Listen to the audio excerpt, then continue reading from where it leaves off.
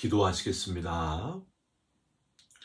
2월 27일 사순절 12번째 날 새벽에 우리를 깨워주신 것을 감사드립니다. 모든 일을 하기 전에 사람과 만나기 전에 가장 먼저 하나님을 만나게 해주신 것을 감사드립니다.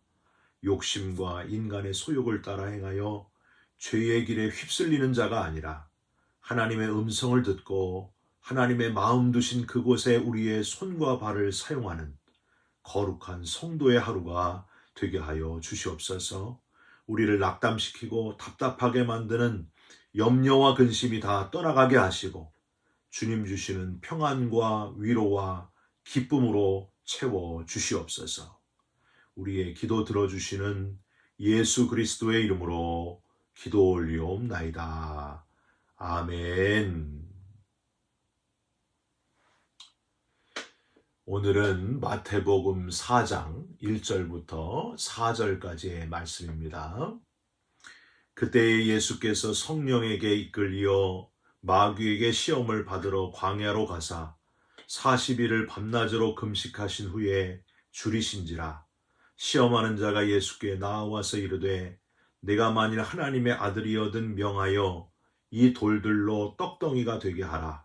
예수께서 대답하여 이르시되 기록되었으되 사람이 떡으로만 살 것이 아니요 하나님의 입으로부터 나오는 모든 말씀으로 살 것이라 하였느니라 하시니.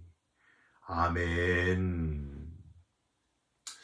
오늘은 마태복음 4장 1절부터 4절까지의 말씀으로 비우다, 먹는 것의 문제, 비우다, 먹는 것의 문제라는 제목의 말씀을 우리 함께 잠깐 나누고 기도하는 시간을 갖겠습니다.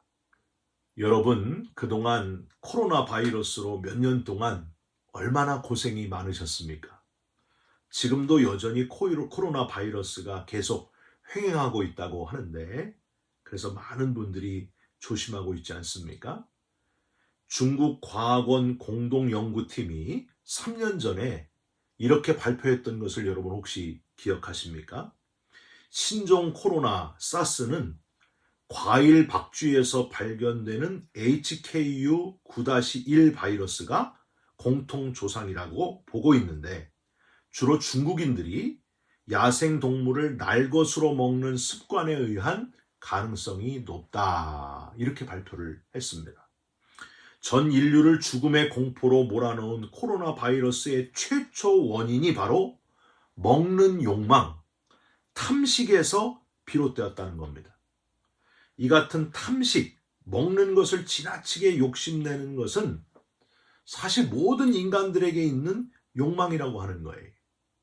기러기, 개구리, 청둥오리, 뱀, 개, 달팽이 같은 것은 물론이고 비정상적인 방법으로 더욱더 지나치게 먹는 것을 즐기는 우리 인간들. 여러분, 프랑스에서 3대 요리로 꼽히는 푸아그라라는 요리를 여러분 들어보셨습니까?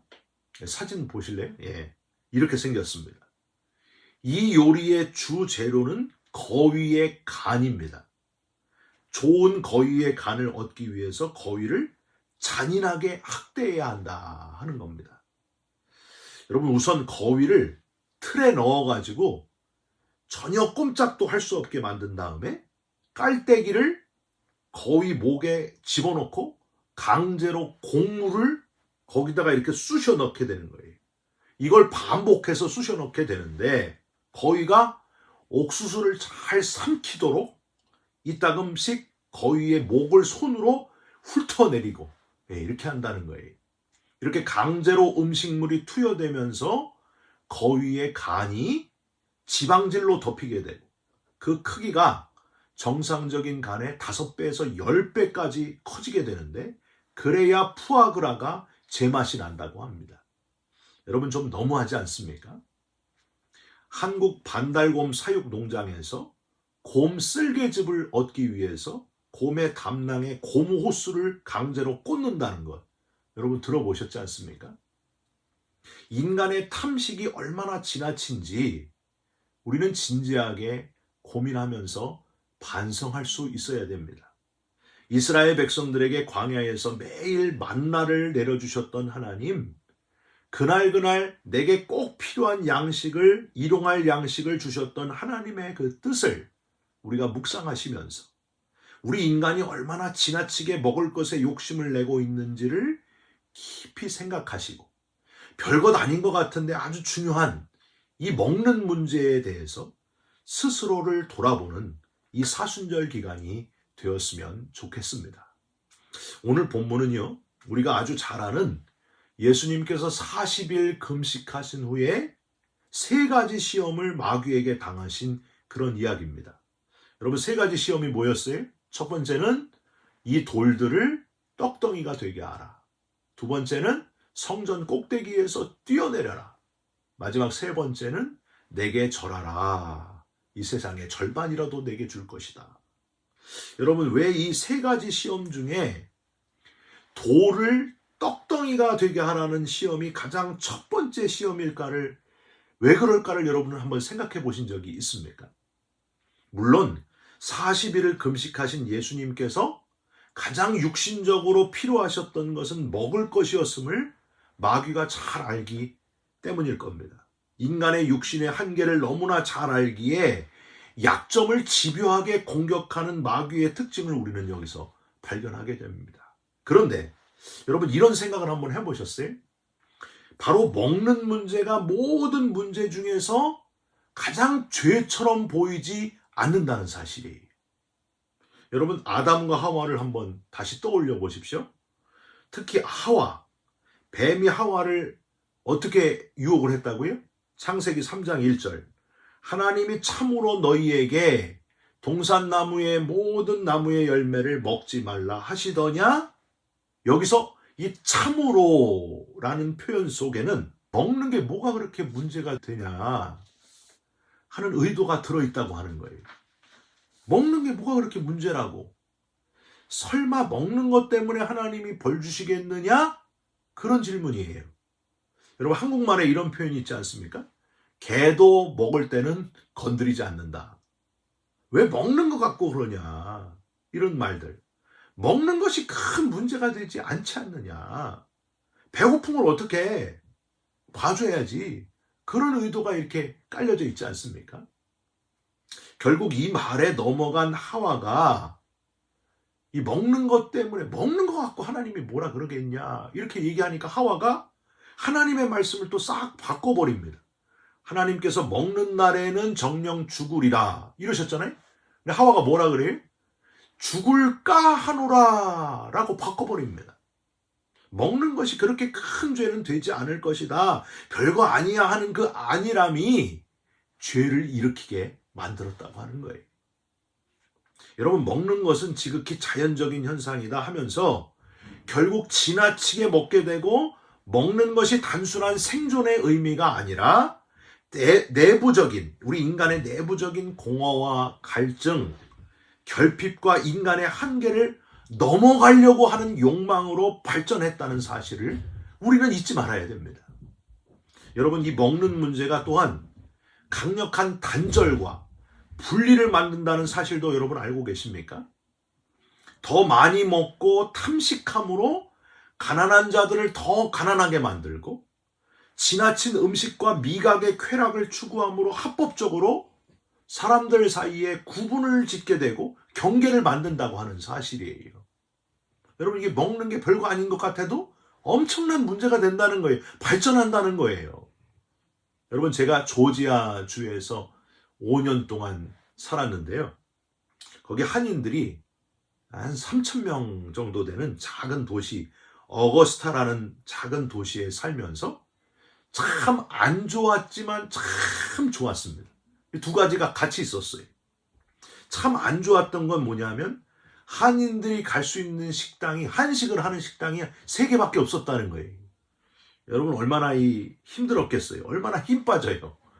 한식을 먹고 싶은데 갈 식당이 없어요. 그런데 좋은 게 있었어요. 빈부격차가 없었다는 거예요. 빈부격차. 아주 부자이신 분이나 좀 가난하신 분도 먹는 게 똑같아요. 거의 가는 곳이 똑같습니다. 그러니까 선택의 여지가 없어요. 그러니까 서로 아주 잘 어울리게 되더라고요. 아주 부자이신 분도 가난하신 분도 먹는 게 똑같으니까 별로 차이가 없는 거예요. 서로 그렇게 비교할 필요도 없고 그것 때문에 서로 가깝게 되고 가족같이 되고 그렇게 되더라고요. 아, 좋은 것도 있고 안 좋은 것도 있구나. 여러분, 남의 떡이 더 커 보인다는 한국말도 있잖아요. 별것 아닌데 먹는 것 때문에 결국에 신앙생활에 큰 문제가 되는 경우도 있다고 하는 거예요. 여러분, 교회에서 이제 먹는 음식, 옆에 권사님은 고기 반찬을 많이 주고 나는 고기 반찬을 조금 줘가지고 나 교회 떠나겠다. 이런 분도 있으시더라고요. 여러분, 이게 얼마나 좀 황당한 얘기입니까? 교회에서 주는 음식 욕심 부리고 많이 싸가지고 가려는 분 때문에 문제가 되기도 하고, 싸가지고 가는 걸 왜 싸가지고 가냐고 싸우는 그런 문제. 그래서 상처받고 교회 안 나오시는 경우도 있더라고요. 여러분, 이게 얼마나 부끄러운 얘기입니까? 근데 실제 그런 일이 있다니까요. 우리가 뭘 생각해야 되냐면 먹는 것의 죄성을 우리는 인정해야 된다는 거예요. 먹는 것이 별거 아닌 것 같지만 이 먹는 문제가 사탄의 도구가 될 수 있다고 하는 사실입니다. 먹는 것이 생존을 넘어 자신의 채워지지 않는 공허함을 채우려는 욕망과 죄성을 만나기 때문입니다. 여러분, 오늘 본문 4절을 한번 보십시오. 예수께서 대답하여 이르시되 기록되었으되 사람이 떡으로만 살 것이 아니요 하나님의 입으로부터 나오는 모든 말씀으로 살 것이라 하였느니라 하시니. 먹는 문제를 가볍게 여겨서는 안 될 이유가 바로 여기에 있습니다. 우리의 욕망 중에 먹는 것만큼은 자유롭게 내버려 둡니다. 큰 문제가 되겠어 하고 내버려둬요. 하지만 그것이 욕망이 될 수 있고 또 죄된 욕망으로 충분히 발전되어 큰 죄가 될 수도 있다고 하는 사실입니다. 탐식이나 폭식을 한번 생각해 보시기 바랍니다. 여러분, 이번 사순절을 지내시면서 우리가 비워야 할 첫 번째 욕망이 바로 이 탐식이다 하는 사실을 기억하시면서 탐식을 이기게 해달라고 하나님 앞에 기도하시고 이겨내는 작은 것 같지만 엄청난 죄가 될 수 있는 탐식을 이겨내는 저와 여러분들이 다 되시기를 주님의 이름으로 축원드립니다. 기도하겠습니다.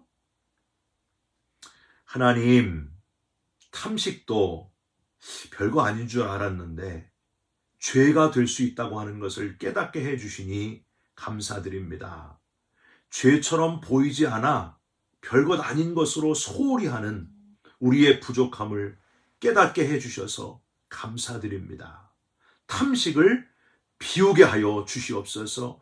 이기게 하여 주옵소서. 비우게 하여 주시옵소서. 예수 그리스도의 이름으로 기도 올리옵나이다. 아멘. 하늘에 계신 우리 아버지여, 이름이 거룩히 여김을 받으시오며 나라가 임하시오며 뜻이 하늘에서 이루어진 것 같이 땅에서도 이루어지이다. 오늘 우리에게 일용할 양식을 주시옵고 우리가 우리에게 죄진 자를 사하여 준 것 같이 우리 죄를 사하여 주시옵고 우리를 시험에 들게 하지 마시옵고 다만 악에서 구하시옵소서. 나라와 권세와 영광이 아버지께 영원히 있사옵나이다. 아멘. 여러분, 오늘 하루를 살아가실 때에 이 탐식을 이길 수 있도록 하나님께 기도하시고 이겨내는 저와 여러분 되시기를 바랍니다. 여러분 사랑합니다. 축복합니다. 감사합니다.